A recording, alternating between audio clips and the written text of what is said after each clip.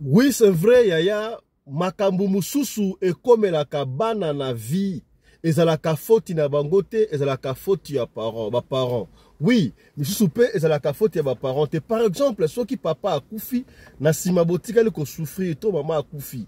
Bana bakoyi ba délinquant. Ezalaka foti ya ba parents kaka. Makambu ezali les gens Yaya. Lisolo oyo bapesi biso epesi ngai mutu koswa na lingi to partager yango na bino ensemble. Je crois ekopene bino ba misusu pe ekolamusa bango esprit Yaya. Lisolo ya jeune fille na kombo ya Chantal. Lisolo oyo esalami bongo na Matadi epesi pasi Chantal akei kozwa kisi po a sauver baleki na ye batikalaki orphelin de père et de mère. Kisi oyo ye akendaki kozwa bapesi ye condition aluka mutu ya liboma alala na mutu ya liboma comme ça aya na ba semence ya mutu ya liboma basa ya na ye kisi. Cette dernière mwana ya Matadi elle ne pouvait pas le faire à Matadi akeiti na Kasanguru pona akende kosala yango esalamaki kasi eloko nini ekomelaki Chantal yango nde lisolo tokobetela yo lelo. Yaya, je vais vous dire quelque chose. Pour qu'une famille soit unie, il y a des prix à payer. Il y a toujours des prix à payer. Au mona kabatu, basalaki bana mikie, balinganaki, bakomi mikolo, batata mbimba, bazaka kanabolingo. Ils ont payé un prix. Ils ont payé un prix. Ceux qui vont foutre prix à ta famille en ya ndenge nini, bosalaki ini, quand vous ne payez pas le prix, tant que boko la boko ba mikolo, boko panzana. Et prix à payer. Ezali mi bale Yaya. Nali ko ba mingi te yoka prédicateur oyo. Voilà maté auto sengito yoka biso na biso. Anda. Dans tes prières, il y a un prix à payer et à la fin pour avoir une famille stable. 10 familles. Pour avoir une famille stable, il y a un prix aussi à payer. Vous pouvez naître du même père et de la même mère. Mais pour rester une famille stable, voilà pourquoi tu vois d'autres familles, ils étaient enfants, ils étaient ensemble. Quand ils sont grandis, ils se sont éclatés. Pourquoi? Parce qu'ils n'ont pas compris que l'unité dans la famille, ça passe par un prix à payer. Pour rester unis dans la famille, le premier prix qu'il faut payer, c'est d'abord le prix de l'amour. Vous aimez entre vous. Le deuxième prix à payer pour avoir une famille unie et en paix, c'est d'abord le prix de l'humilité. Voilà. C'est ce que nous avons développé dans cette émission, mesdames et messieurs. Encore une chose, bandeko. Bandeya basi, baya mibali. Ceux qui ont s'engagé dans la relation moko songolo, ok, olingi boko na mariage. Dans la relation au s'engager, aux la jeune fille, aux la jeune garçon. Ceux qui ont moni mama bokilo. Azalaka serré na mwana ya mobali to na mwana ya mwasi kokota relation wana te kokerango na musika te po sino te boko ya kokende libala ya 3 personnes pamba yo na mwasi na yo to na mobali na yo to na mama bokilo et suite nango boyebi mwana mobali oyo aleli. Mon frère, ma soeur, je vais vous dire une chose. La relation sur le bala. Moi, c'est tout comme mon bali. Sauf moi, la relation, fiançailles ou copinage. Maman et moi, si, tout comme maman et mon bali. Elle a trop impliqué la vie à moi, nanaye. Sache-le bien qu'aux autres, les mariages à 3 personnes. Il y a 2 personnes. Dans le bien. Ceux qui ont moni la relation. Belle-mère, na yo. Moi, si, le rôle à mon bali. Elle a trop impliqué la vie à moi, nanaye. Ok, mariage, il y a 3 personnes. Et ceux qui mariage, il y a 3 personnes, vous savez ce qui va arriver. Tala makambu o toko solo la na émission à l'élo. Celui de 8 ans, toko solo pe makambu oyo ya kumu manzambi teyo. Ya tobandi émission kaka siko botika na ko benga tobandi émission kaka siko. Suivez d'abord l'émission. Mbote na bino bandeko balandi ya radio loko télévision bisika nyos tu bozwami. Merci na confiance pe fidélité bozali ko continuer ko pesa programme oyo radio lokole masolo et pa wapi to kuta na kapona ko solo la makambo zali ko leka bongo na communauté na biso africaine en général mingi ya biso batu ya mangala. Oye binga merci mingi kasi soki mbali boso yo omona biso yeba ke babenga kabiso tata pelende. N'oubliez pas, nous faisons recours à l'authenticité na bakayango chaque fois yaya okomona mundele te belge mo côté français mo côté babenga ye kombo ya pelende kasi pona nini biso babenga kabiso ba Roger. Non, recours à l'authenticité. Est-ce que Jack Bauer puissance tata mbemba okomi c'est que bien, toke na ndengo wana tina ti recours à l'authenticité. Mbote na yo tatando simao na UK. Voilà.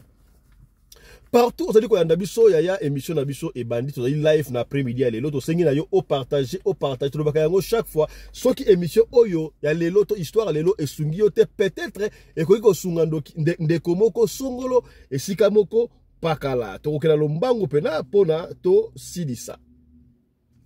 Yana lobaki yango de bandeli awa, pour qu'une famille soit unie, il y a toujours un prix à payer. Pona ko koma mutu munene kotanga kelasi prix à payer. Pardon, pona ko koma mutu munene na vie prix à payer et ça la kabongo kelasi. Oui. Tomi constaté, c'est vrai. Classe c'est kaka le seul moyen où mutako réussir vite mais 70% ya vie réussite na ngo la kabongo na kelasi dans un pays très développé. Donc le prix à payer pour devenir grand et ça la kabongo ba étude na niveau il y a intellectualisme. Kasi, na niveau ya famille, chaque chose, chaque institution, chaque eloko, pour na okoma riche yaya, tu dois payer un prix. Travailler. Travailler. Kola muka batongo okende kelasi tope kobomba mbongo muke okele sika ozu par exemple 100 €, obombi 70 €, oleka ka 30 € za prix à payer. Lobiso comme magasin ba kolobo simbi kisi ndoko simbi kisi te o payer prix moko bo o sika obandi ko buka. Loko la peine à famille ya. Ba famille ebele bokamwa ka basalaka bien to basalaka bana mike tango bakoma mikolo ba panzana parce que ils n'ont pas payé le prix. La famille n'a pas payé le prix, pardon. Ba futa prix wanate. Mais, ce qu'on dit famille nabino, yaya mwasi, yaya mobali, bosana sous tutelle la parents, boso kanga ibo landa malamu. Topé si bokoli, voilà la famille, so ki bolingi famille nabino, et ça la réunifier, et ça l'ensemble, vous devez payer le prix. Et le prix yango a payé, ou tu vois yango déjà. D'abord, yaya, l'amour. Prix à libosa payer. Pour qu'une famille soit heureuse. L'amour. Ce qui bolingani bino na bino, boko sala na mabete. Deuxième prix à payer, l'humilité. Humble. Tu orgueilleux. Osa trop poté, salaka yango na libanda. Et même na couple. To wapi na famille. La famille que je parle, ça peut être famille élargie, famille restreinte, couple et consort. Moko faza kana humilité to binombale omone ke bandeko nanga basa ya kosilika babwe ngana kita mobali nanga za ya kosilika ngana kita mwasi nanga za ya kosilika ngana kita tango bokiti bokoyoka na kitoko. Voilà le prix à payer pour qu'une famille émerge tinati. O papa fistal oba kité alobi tala ba prédication oyo ya ba pasteur ya mbar to la ngo besoin makambu ya pambala te landa pasteur oyo. Dans tes prières, il y a un prix à payer. Et à la fin, pour avoir une famille stable, 10 familles, pour avoir une famille stable, il y a un prix aussi à payer. Vous pouvez naître du même père et de la même mère. Mais pour rester une famille stable, voilà pourquoi tu vois d'autres familles, ils étaient enfants, ils étaient ensemble. Quand ils sont grandis, ils se sont éclatés. Pourquoi? Parce qu'ils n'ont pas compris que l'unité dans la famille, ça passe par un prix à payer. Pour rester unis dans la famille, le premier prix qu'il faut payer, c'est d'abord le prix de l'amour. Vous aimez entre vous. Le deuxième prix à payer pour avoir une famille unie et en paix, c'est d'abord le prix de l'humilité.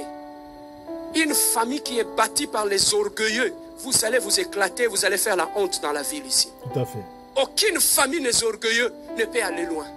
Mais une famille des hommes humbles, c'est une famille où même s'il y a un problème, ils vont s'humilier pour trouver la paix et rester unis. Tout à fait. Il y a le prix de l'humilité. Il y a le prix de l'amour. Il y a des concessions que chacun doit faire tout au point de son caractère pour rester uni. Ce n'est pas moi, je n'aime pas ça. Moi c'est ça ou c'est rien. Papa Panzana.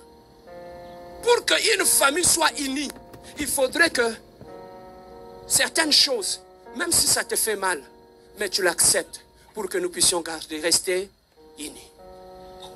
Tu vois les prix à payer. C'est parce que vous ne voulez pas payer les prix de l'unité dans la famille. Chacun est dans son coin, non?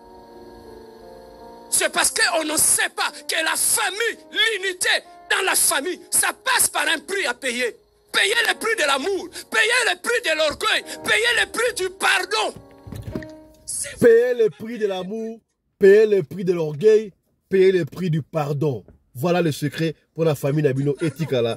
Tinati. On va revenir sur ça avec les images de l'émission Nabino Lobby à Tongo. Voilà.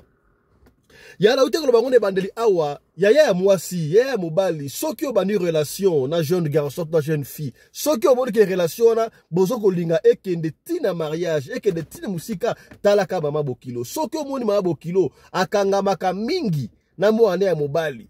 Mama bokilo akangamaka mingi na mwana ya mwasi. Okaka mama na bisa lobaki boy. Mama lobaki boy. Na sala répondre mama salaka attention. Ceux qui ont continué la relation, tu risques d'être en mariage, il y a 3 personnes. Et quand je dis mariage à 3 personnes, mariage oyo, mobali, to mwasi, ayo kaka mama na ye, et suka kamabe. Est-ce que yoki, et loko oyo, ba, linga kakoloka, tika ezalite. Yoka jeune garçon, oh, conseil qui toka pesi. Mon frère, ma soeur, je vais vous dire une chose. La relation sur le bala, moi c'est tout comme mon bali. Sauf moi la relation, fiançailles ou copinage. Maman ya moi si, tout comme maman ya mobali, aza trop impliqué dans la vie à moi nanaye. Sache-le bien qu'aux autres qu'il y a des mariages à 3 personnes. Il y a 2 personnes. Dans le bien. Ceux qui ont moni na relation. Belle-mère na yo. Moi si le rôle à mobali. Aza trop impliqué dans la vie ya moi nanaye. Ok mariage il y a 3 personnes. Et bah que mariage on est qui na on musikate. Et beaucoup excusez la majorité à maman bazaka trop impliqué dans la vie à bana na bango bazanga misala mabete na lobi bien moi si lokola mobali soko santete so moni kaka ozo banda relation lingo bala et que maman ya mobali to maman ya moi ça trop impliqué na kati ya vie à moi na ye tika et logo lekitika ezate pour beaucoup na no musikate que le Seigneur vous bénisse. Voilà, je crois que Yoki, vous imaginez que tout le monde ici comme moi, ombrage, les alliés bien pour la continuer l'émission. Ici ça va, non? Voilà. Gauche trop à Moukier pour la continuer l'émission. Voilà. Nous allons banda, nous sommes pas dans nos studios, nous sommes obligés. Il y a que Luka ici quand même, moi éclairage et alliés. Veuillez nous excuser pour ça. Voilà. Je crois que Yoki conseille et tomber bongo dans ma toya batou. Il y a sans plus tarder, il y a jeune fille Oyo Kombonaye Chantal. Lisolo Oyo et Salami Bongo to est passé na ville ya Matadi. Muto apesi Lisolo Mama Leki en collaboration Yemoko na mwana na ye parce que balingi bazana besoin de solution. To pesi bango solution o bakosala balanda kabiso mais na lingi pe binoboyo kanon Lisolo na bango comme ça on verra et sikanini to côté les mena. Il est bon, parents, yaya, papa, maman, bunda po na bana na yo, soki un jour, yo ozalité, bana batika la ko souffrir te, soki un jour, yo nzamba bengi yo, bana batika très bien. Oui, c'est vrai que vie est sa destinée, c'est pas que tout le monde a kobunga ka na vie, mais tu dois te battre. Oui. Ata ba parents bazate, otikali yo moko, bunda po opesa komo ya papa na yo honneur. Est-ce que vous comprenez? Voilà. Jeune fille Chantal, bazala qui très bien. Bon, bazala qui la famille en bon côté, failli moko, bon, riche peut-être bazalaki moi en dessous ya moyenne papa se débrouiller na ndenge na yebali akabimaka esika ba ya sur asala kezalaka te papa ke na mona pora matadi ko débrouiller kaka nde ezalaka wana mais maman atekaka mikate au fil du temps kaka ndenge via matadi ki porter moko kaka nde ezalaka papa soki libende moko ekwelaki ye soki lobo ndenge wana donc akotaki hôpital bref ekosala ke papa na bango akufi. Pendant que papa akufi, Chantal Oyo avait encore 8 ans. Bakundi papa, boyebi na famille ce qui papa akufi et comme un peu moins difficile, n'est-ce pas? Déjà na âge ya 8 ans. Chantal a qui moi na liboso na âge ya 8 ans, ezalaki na 8 ans, leki na mususu, azalaki na 6 ans, mususu, azalaki bongo na 3 ans ya suka. Ola ndiye azalaki na ya 6 ans azalaki oyo ya mwasi pe lisusu ya suka nde azalaki ya mobali azalaki na 3 ans wana. Tango papa akufi na âge ya 8 ans pour la Chantal, maman continuait mikate, ça ne tenait pas au fil du temps, elle moko bana bakende classe te donc e bana ko kende moi mame. Tango Chantal ayo kokisa 16 ans, c'est-à-dire que 8 ans après maman na bango pesa nini ayo kokufa. Difficulté. Imaginez une petite fille, bon une fille à 16 ans oyo batike les charges ya bandeko na ye mibale mwasi na mobali. Alors Chantal s'est débrouillée, mouke, elle était obligée pour akomaki presque l'année terminale. A kende classe il fallait qu'il akata kelasi. Abandi ko sala ba coup de bébé que batali pe coup de mesa ke belé alukia akeko sala ko sokola blama lupangu oyo ba pesa mwelo do asali mo activité pour la kaka akende bandeki leba ke na classe ba leki ba ko kende classe mais e bandaki pe kaka ko simba kaka te. Chantal a luki mbongo muke, elle a décidé sika ya kozonga la commerce ya maman la bango. Commerce ya maman ezalaki mikate. Tango ozonga mikate ya maman, abandi koteka mikate, o ezalaki epesa bango moi stabilité, moi mukie kaka moko mais classe ezalaki difficile. Baliaka. Heureusement, papa na baluka na ye wana asobola bango déjà mabele, basalaki na lupangu oyo ya bango moko. Ba famille ya maman, ba famille ya papa, ba banda ki kokipe bango te. Yaya, ngona saka yo soko moni bozomona mwaka tuku bianza, mo makasa ya nkembo, bandeko ya mama bazoya, o ba mama leki, o ba tata mwasi, bazoya parce que papa na bino amona ka mwa eloko. Jour ba kotika bino. Papa gozala te, c'est là que vous comprendrez que vous devez vous unir na famille na bino. C'est là que vous comprenez que vous devez remplir ba conditions oyo, balobi kuna, payer le prix d'amour, le prix d'humilité. Voilà, c'est un peu ça. Et le prix d'orgueil. De vous comprendre. Alice abadai, pardon, Chantal abadai ko bunda ndengo ti amoni kaka ezo simba te.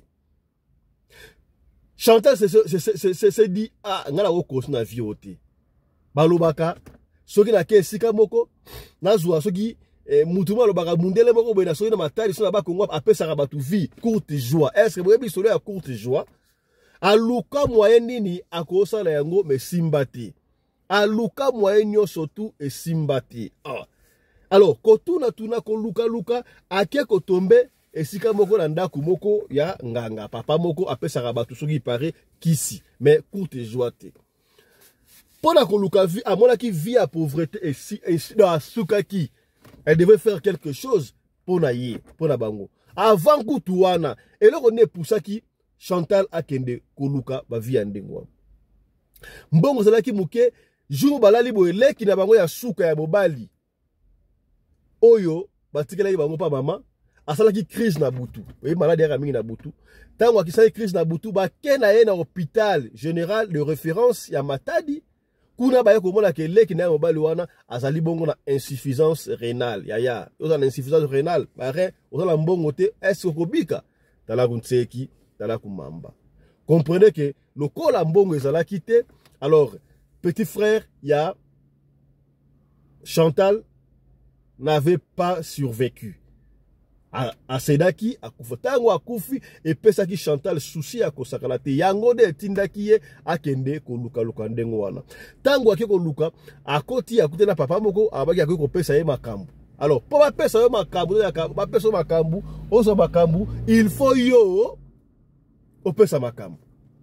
Condition ba pesa ki Chantal kuna et ça qui est ça va promettre mais pour comme riche il y a pas de souci yo luka kaka o luka mutu ya liboma ya mobali olali na ye na à partir de 3h du matin yela biso ba semence ya mutu ya liboma na 3h du matin comme ça tu peux so makambo ozalango na kende ko luka mutu ya liboma na kozwa mutu ya liboma wapi wa condition yango wana alors pour la Chantal elle a fallu normalement qu'elle a se décuser na mutu ya liboma n'est-ce pas si quoi taille na matadi ba yebiye akoso mutu ya liboma wapi c'est vrai matadi bazali ya mibali mais siko akoluka bango wapi elle avait décidé ya kotika baleki na ye parce que était poussa la qui déjà poussa les mwanda mba 16 ak 17 les akobaki na ba 15 konso o atikala ki wana asali akosa le nécessaire ici leki nazoko ya la ke koluka vie. Chantal se déplaça de Matadi à Kenati na Kasangulu. Na Kasangulu azoko tambola azoluka sika nini mutu ya liboma azali ya mobali. Toloba nini chance souriraki to nini. Alice pourquoi qu'est-ce que va pas avec Alex? Chantal akuta la mutu ya liboma ya mobali. Abaye oleka bon mutu ya mobali moko avanda alala la santé tu wana bi oh mais chance yango. Chance yango. Alors la santé elle m'a dit que na saba mesa moi wenze moi ce qui te zakana bi ça va moi c'est ce que moi je vais faire.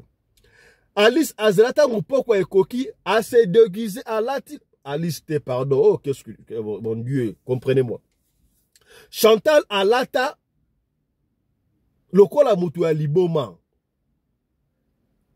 azelika atango koki ba 20h 21h mo tango ba kotaka onzekei et ya wade ko surveiller pour mutu ya liboma wana akepa mutu ya liboma wana tango mutu ya liboma alali ye akei pe pembeni ya mutu ya liboma se déguiser talaka mutu ya liboma azobimisa ba solo nosto mais c'est prix à payer yango wana ça na besoin le ko yazoluka eza lokola mutu ya ko senga nyongo ya soki mutu ya ko ayi odef sa mbongo il va s'humilier tinati kaka soko pesie azongeli mutu eboke esenga nyongo otasuka ozongusela yo bino ba futa nyongo te eza bala mutu buluka moya ofuta nyongo.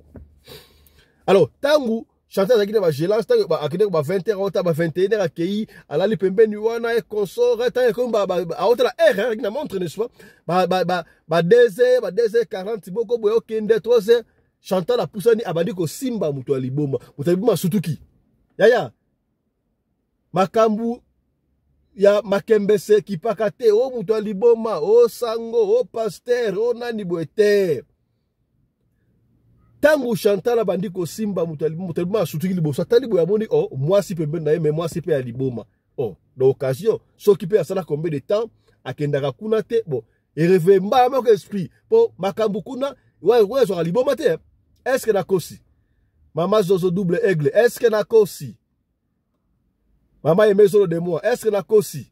Maman Suzanne Massamba mbote na yo. Est-ce que na kosi? La première dame de Belgique, Maman Marie-Thérèse Woumela Yonde Makambu. Est-ce que na kosi? Vicky Mabonza na Sénégal. Est-ce que na kosi? Ata mutu ya liboma azalaka pe na besoin ya plaisir. Est-ce que bref, comprenez que après avoir fait et si la ndengo wana Chantal akei azuba semence ya mutu ya liboma a conserver yango très bien kolongwa siko esa longwa ki wana na Kasangulu tina Matadi azongi epai oyo ya mutu wana senga ki aya na semence abino semence ya mutu ya liboma yango yo évidemment basala ki ndenge lobaki basali ki akoma na moyen effectivement Chantal akoma ki pe na moyen abongisi lupangu na bango afungoli mwa boutique koso Chantal akobaki na niveau somi mutuka ça va akomi moko na poro Matadi fulaka funa Matadi ya bomba doki bana Matadi bampangi na muna Matadi ebwe beno kuna poro ya Matadi ke poro na beno papa ficho yo le bakablo komeso to lo bakande ngwa ba vrai congolais de père et de mère munu ke tubaki Congo mina semaka Swahili Abudu kutuba ikongo wana chomba chakabiola wana ya biso batu ya Kasai donc yaya nous parlons donc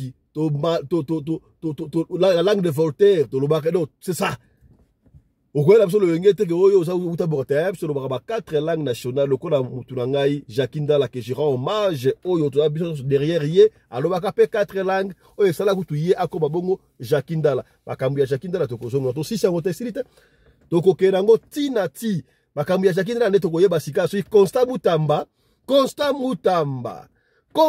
Mutamba tokumisa ki na radio lokole tokotala sika boye makambo nyonso bande kosala makuna comme na prison kosala boye ezalaki mascarade tozalaki ne parce que likambo ya Jacques Ndala ba preuve yango oyo wana besoin kosambisa motu kutu te po ye moko asala ndimi mpino beli etikali totala so bosa ndeni Constant Mutamba.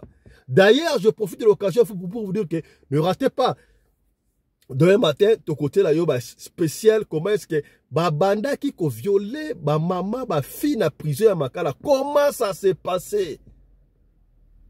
Beaucoup la Timothée le noir témo oculaire yemo kazi maman kazi luana to bombe longi bien si maman doit expliquer makambo et les cas qui wana gardez votre souffle ça c'est pour demain.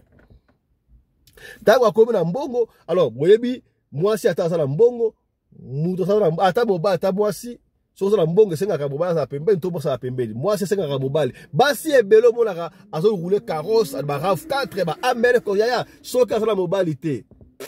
Moi si ata sala mbongo kasi soka zaida mobilité ezali susi ya mikolo na mikolo amani lelo yo ke bolingo basomba kate akolela ndenge nini ye mazana confiance sango to bandaki nga mwasi na bino abanzembo akala kinkesele mene nzokara ebite soki avanda kana kiti tona kiti kwa la mbongo ya to aye to za simple représentant botika komiko sana mao chai kipia tuma ah voilà chanter la comme sur lengi mobali mibali ba okimaye repugnance qu'est-ce qui ne va pas elle rené ça ate ndoka Chantal akoma ki kobimisa solo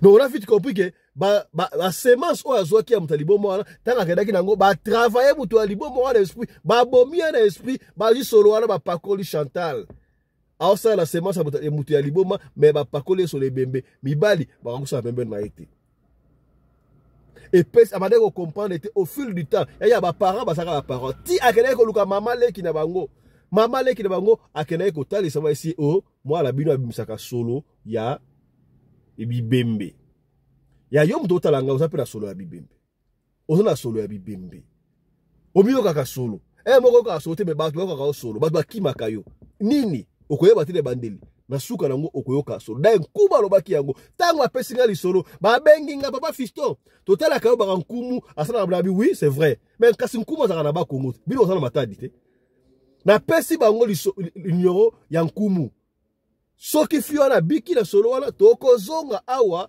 pona aya kopia témoignage lokola mama oyo apesa kibongo témoignage bobengi biso mwa ebele papa Fiston to la dit témoignage ya mama wana mais témoignage mama ngo c'est comme si la guité ekataki est-ce que moi ezali ozo que la biso témoignage ya mama wana ilikambute la liaison c'est le témoignage à maman et puis to robenga nkumu to tuna nkumu 2-3 mituna est-ce que nganga pe robenga mutu asenga spermatozoïde mutu akosala lango nini to robenga nkumu ya mutu benga nkumu l'histoire Chantal suki ndeko wana asana ba solo to pesi to tu en contact na nkumu batande ba kosilisa yango voilà ba spécialité en nkumu landa témoignage à maman oyo pesa ki oyo ndenge nkumu ngene ko visiter en fait mama oyo biloko bana otamboyela kata nzoto na kati ya nzoto ba fourmier consultant ba sambeli ba sale ba osala wana et puis esila ki yemo ko apesi témoignage mama kozaka na poto landa mama oyo bo suka na ngoti papa tata pelende ngai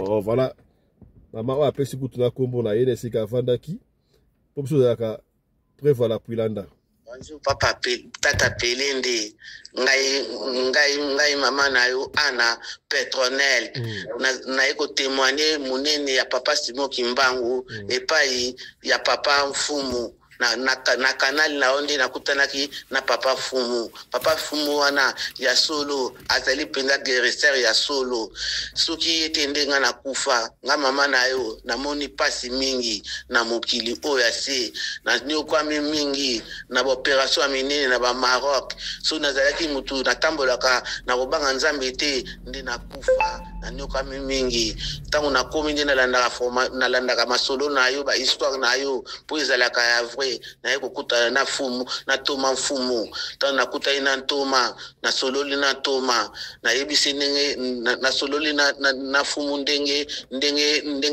nazo souffrir na maladi ndenge na nyokwa mande na mona nde basalanga ba opération na kwera na banzela biloko so nga na nzoto tina mbetu tina bilamba na kuyaka bapesanga neti molimo asula na milaka masanga mingi so bapasi ezo salanga na lala kate nazo loba lokola mutazali boma na loba titongo sa na community mutu a perdre de connaissance nga mama naza mona 65 nge nazali boy na yo ka pasi na mitungu misaka ta na landa information na yo na moni fumu na bengi fumu na ebiti fumu kana nga tu ndenge na yana poto tu na ebisi fumu ayebisi nga ko bangi logo te maladi wana ekosila na tindeli mbongo ta na tindeli ndama mbongo asali singa na somi ba louis d'olive ba mungwa ba cantine ba mungwa ale na sokoli lango pendant 7 jours la sokoli lango pendant 7 jours maladi wana esili après na sukula avana na sukula na lota na nuye moko na lota ye moko na lali na salon na tandi vunga moko munene na se na lali mukutisela nga makasi na nzoto mobali nga zaki na musala ta na lali bombala mo na moni mutu kaka ya fumu ya pamba mutu sukuza en espace mutu en espace suko azo briller nzoto di misne pembe tu azo briller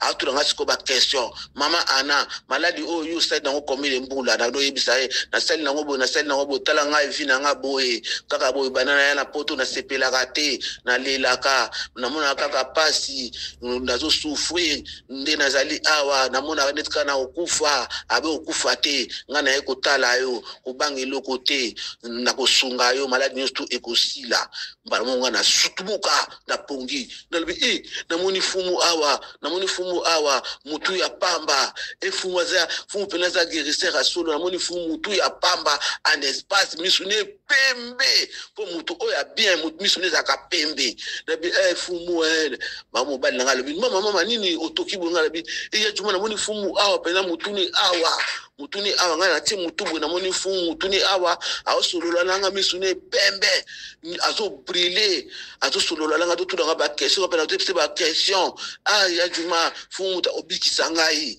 mobali nga lobi mama na muke ka to bunda to pese ndambu to benga to bengi to yebisi alebo sala bo apese montabi bo pesa nga 750 to pese liboso ndambo ba apese to pese ndambo to pese ami bale wana alobi soma cantine to somi déjà cantine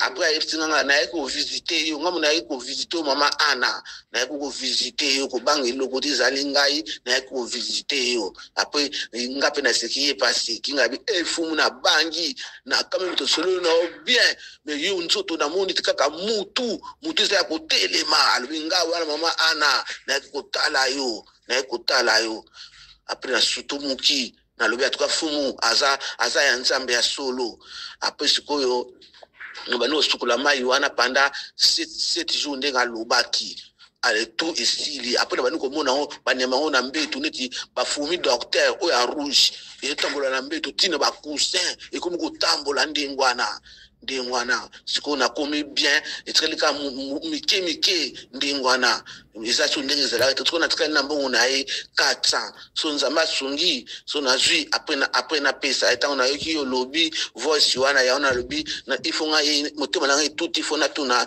mwana nga tata pelende tamsu pa ko sunga ngai. Voilà, je crois boyoki ndenge mama a pesi témoignage ndenge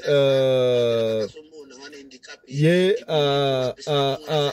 abiki ndenge bafurmi babandaki kotambola ye na nzoto sika boye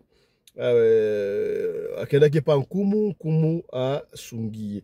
Voilà, boyebi obo besano ndenge biso kendaka na kobenga sika boye nkumu tout naye parce que le soleil à Chantal, je vous ai dit que na tinda ki bango et pas yankumu. Na tout na moi 2-3 mituna parce que vous voyez tout que na solo tina suka to yeba qu'est-ce qui se passe makabango le karade to yeba soki ezali ndenge nini. Toko benga nkumu na ebité lelo je dis soki azanatan soki akoyamba parce que to benga des fois à l'improviste à cause de la mutation makambu na yeba biso ko benga ye on n'a pas le choix pour na to yeba expliquer biso est-ce que nganga soka bengi yo oyaka na spermatozoïde ya mutu wana basengi yo mutu mobimba te ezala ndenge nini makama mituna mwa misatu ezali ya kotuna kumba nzambi te yo excusez-moi. How are you, bro? I'm okay. How are you? You work with those securities. I see you carrying something like their boss. I'm supplying them the uniform. Okay, because I'm just going through training. I want to start up my security. I do manufacture security uniforms. Okay, because soon I'm working with special ops for some months to know how it works. Because I want to start up my security company. So no problem. Just contact me. We supply the all about security uniform. We do manufacture them. Okay, because I saw you carrying it. Because soon I will start up my security company. No problem. So I'm just looking at we're going through the trainings. Yeah. All right, I will let you know. No problem, sir. All right, let's move. Have a nice one. Hein? Okay. Voilà, c'est ça donc. Voilà, Tokoyamba Nkumu.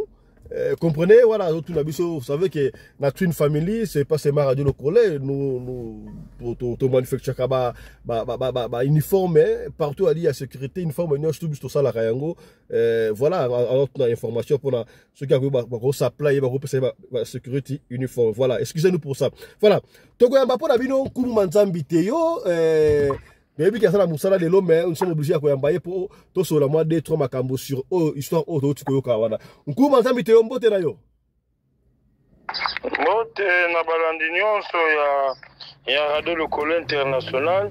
Oyo ba pese Radio Le Collet confiance au ba biki na faveur ya sima koyoka nkumu Teo Manzambi na sima Radio Le Collet toko pesa balandi nyonso ba pese confiance na Mbuta Teo Manzambi yani nkumu katika fumu kimbangu CCD ndwenga yengangu sagesse na connaissance balandi nyonso tata pilenge mbote na yo. Voilà, ya moto kota na moi 2-3 questions to uti kota la sika boto uti koyoka lisusu témoignage ya mama oyo ba fourni na ko tambola na kati ya nzoto to ka yango quelques jours passés si la guide soko to continuer yango na suka mama lobi ba fourmi yango ba lota mwana kati ya nzoto ba bimi libanda ba kobi ko kwea na mbetu ma cousin konso yo okena ekutu ko visiter ye. Comment ça s'est passé?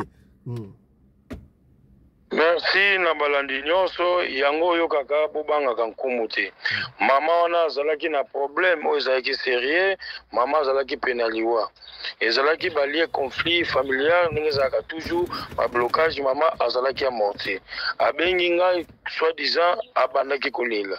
Mais nasali musala o ezake conduite na bakoko, conduite ya sans sacrifice, conduite ya nini.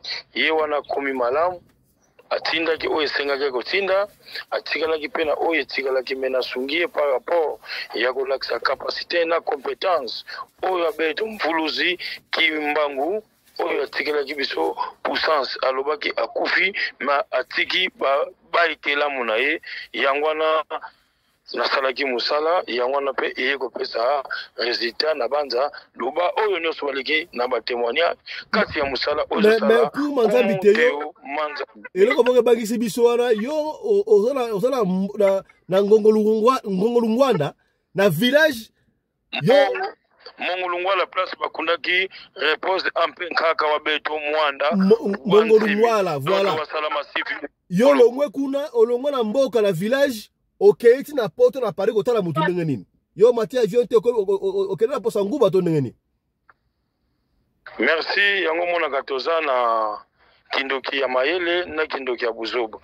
Eske na ye kobikisa ye na kati ya likamu na yebisaki ngai moko nazoya pouvoir na yo ezobima te oyo zoloba nazoyoka yango te na se sacrifiaki par rapport eza musala oyo bakoko bapesi ngai chance ya kosunga bato lelo nazo vivre naza envie pona musala oyo oyo bakoko batikeli nga nakomaki sur place nalamusi ete sololi mais azalaki étonné azolenga nebiso sava lobi okolamuka na eta mosusu yango wana témoignage ezalaka te oyo batémoignage oyo ezalaka na bapaster ke na telefone kende boye nasala boye mama obungisi bono oyo eza nkumu te yo manzambi par rapport ya capacité n'expérience yango wana tatako pelende.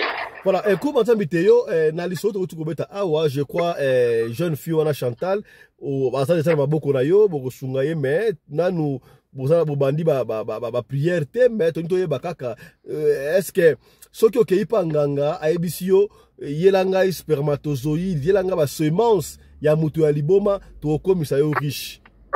Est-ce que richesse wana esala yike est-ce que ba spermat ba semence oyo ya mutu ya liboma esali ke mwana mwasi wana koma riche et que abana kobimisa solo ya ebembe comment ça s'est passé moi ça comme na mbongo akenaki na ba semence et pas nganga ba travailler semence ya mutu ya liboma akomi na mbongo me ye moko akomi kobimisa solo ya kopola solo ya ebembe basala ke ni ata nzoto. Merci ndeko lokole eromoni semence oyo semence oyo ayaki kozwa batinaki ya liboma enanu liboma azalaka mutu oyo asalaka na deuxième monde azalaka normal sperme oyo ayaki kozwa eza mutu mobimba lelo mutu soi disant amoni ye liboma aza na solo ya malamu azalaka na solo ya mabe nabetela yo lisolo oyo yango moni bandeko batika kokotisa bato na baerreur kozwa mbongo lelo koma riche eza na baposition ebele fo ozane na bonne foi ya kopesa mutu mbongo lelo biso soki toza bariche te ngai mete te pourquoi lelo ngai nkumu soki naza riche te par rapport lelo soki oza docteur ozwami malade il faut basala opération okomisala yango te po eza banorme moko eza interdit mais na faveur ya mutu mosusu okokomba na kokomisa yo riche soki orespecte banorme lelo mutu okopesa mutu mbongo te ke lelo mbongo opesi mutu abana koya solo so utilité ya mbongo ezalaka ni sperme wana eza mutu lelo soki ozwi sperme otia yango bisika moko songolo une semaine 3 jours 4 jours ekopesa solo ye yango moni solo wana eza solo ya ebembe yango moni bozala bobangi mingi tokokoma ntina histoire oyo ya ndeko oyo soit déjà un marabout apesaki condition ayela ye cerveau ya papa na ye. Oui, justement yango na tuna pe na to question na totalaki awa na ba tandoike to lasaki yango pe jeune garçon o akutaki soki lemba kada etina na kinkole akati papa na bango machette abimisi cerveau ya papa akendaki nango so pa nganga ko riche mais tout le monde awa ndeko yango bakangi est-ce que ezalaki ya lokuta esimba ki susu te qu'est-ce qui a fait que aya ko se présenter pas papa leki na bango est-ce que makila papa leki makasi to ndengani to ezaki lokuta okoza cerveau ya mutu te. Merci papa Pelende. Lelo bandeko banganga ba prophète ba maître bankumu fokoza na expérience ya koyeba kati ya likamboza nango besoin ya kosunga mutu wana eza kosunga mutu te ozo guider mutu akende na likambo oyo etangami oyo eza ya mabe.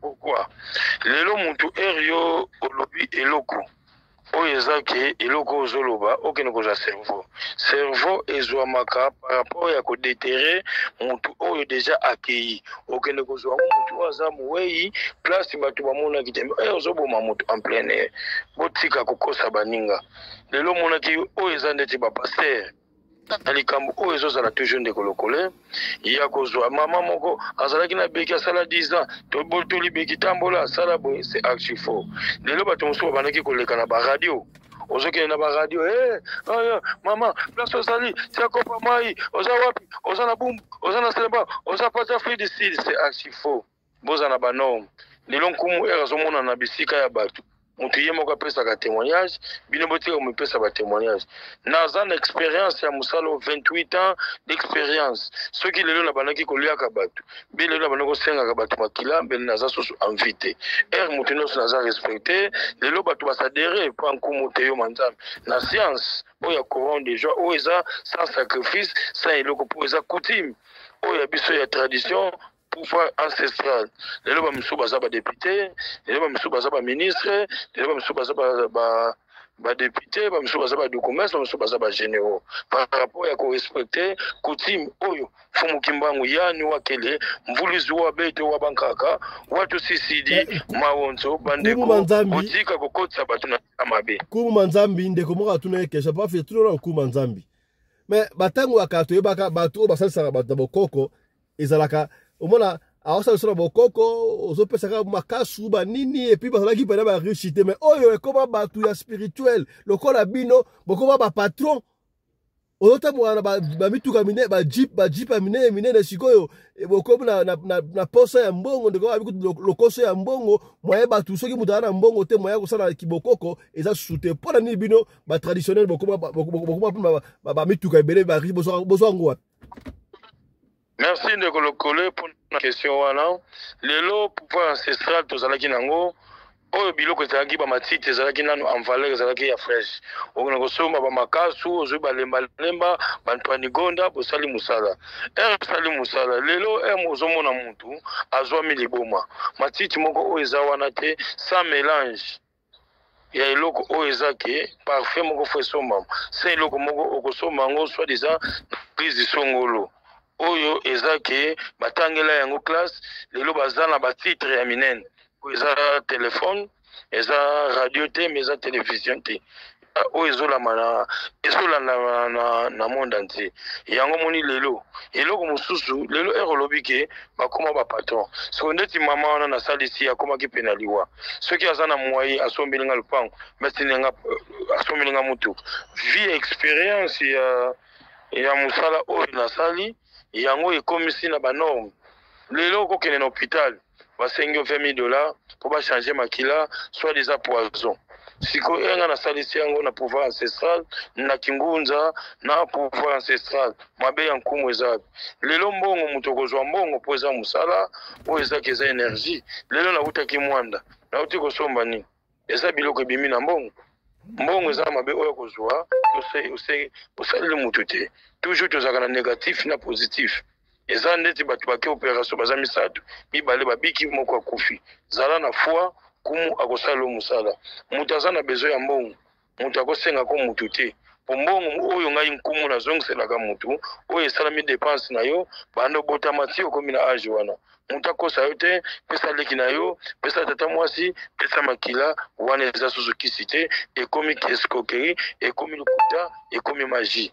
Voilà, kubu to comme la vision na suka ya entretien moi il ba suka ko lobezali par rapport à barosti soli awa le ba suka yali ni lo ba suka ezali pour na kopesa numéro na suka par rapport bande kono so ba fungana no matoi ya kulana oyo nyonso azana besoin ya nkumu expérience batu oyo babiki na nzela oyo akopeta kaka radio lokole TV akomona kumu teyo manzami yani ba vene ngango lelo mutu azana problème eloko zotungisa mpo ngai mpe naza mobali soki mwasi azovanda kimia te chance moko ekozala te okozala toujours lelo na mosala balongoli yo lobi bazongisi yo oke bato mosusu balongwe na mosala batika na mosala yo olongwe omoni mwasi azovanda so kimia te okobenga nkumu telema nzambe na kosala elo mosala sans problème eloko motu nyonso amoni mosala eza bloqué mosala eza ya kotelema na monde ya spiritualité ata infra o etikali na koko to signer faut que si sango zwa résultat ndenge baninga bazozwa résultat ya musala lelo mutu azwa yo mbongo banda azwa mbongo soit des ya kali kelem soit des mbongo teka ka lupango obenge nkumu na kotinda ba matebo oyo ngai o to bengaka ba fantôme bakoya kosenga mbongo wana pona kozongisa yango lelo ozwa mi problème mobali pe azolinga kofanda so kimia te stabilité na ndako eza te boza na problème ya financement bokobenga nkumu oyo nyonso oza na problème mikanda na yo kotisa soit des ingénieur architecte mais bakoma kotelemelo par rapport ya bafamille songolo ya mutenten benga nkumu manzambi nazali ozwa mi problème ya diabète type 1 type 2 type 3 par rapport ya absence ya pancréas na kozongisa na banorme komela insuline te komela pe comprimé te ate sali nango 10 ans 15 ans 20 ans na monde ya spiritualité eloko ezalaka retard nango ezalaka te lelo ozwa mi problème ya paralysie maboko na lokolo esalaka sute benga kumu akosalisa yo oza pe na besoin kozongisa na mutu oyo asalaki yo mabe mutu nyonso aza na mbongo na yo aboyi kumu simbalano kumu soki mutu aza na paralysie mutu abeli AVC yo okozongisa ye nakozongisa na banorme nyonso azongi ndenge azalaki aza pe na besoin nalakisa ye bato oyo basala ngo mpe nazongisela mutu oyo asali ye nakosalela ye mosala sans problème wana eza mosala na ngai yango moni ke mosusu nalobaka te omoni likambo nkumu alobi te tuna ye soki likambo nakosala yango te nakondima yango charge nango te nakoaccepte mpe yango te. Ok, pesa biso numéro na yo pesa biso numéro no sika boye. Merci mpona opesi ngai nzela ya kopesa numéro. Merci tata Pelenge, journaliste international oyo azokota na source ya koverifie place réalité ezali place mosala eza mosala oyo ekóma na bacharlatan. Attention erobengi nkumu fo yoka voi oyo karma eza na kati bapirataka sa te moto amibengi nkumu mosala esalemi na banorme te eye kolata ngai nkumu. Ok, numéro ya nkumu te yo manzami plus 240 98 17 013 une autre numéro soki oyo singa te obengi na yo mosusu 0 plus 243 89 44 54 885 plus 243 98 17 013 nabanza bino moko boyoki oyo babiki pa nkumu te yo manzami naza mutu ndeti bino omoni likambo kobanga te benganga nyonso ozali naza disponible eza musala oyo bansetre bapesinga oyo bakoko bapesinga. Merci na ngolo nyonso na mfumu kimbangu na balandi nyonso na tata Pelenge omoni osunga ta papa Pelenge osungi erobiki na nzela na ye. Merci na balandi nyonso. Voilà, merci beaucoup Nkumu Manzambi Teyo oyo azabongo na village ngakuna ko prononcer mota Ngongolungwala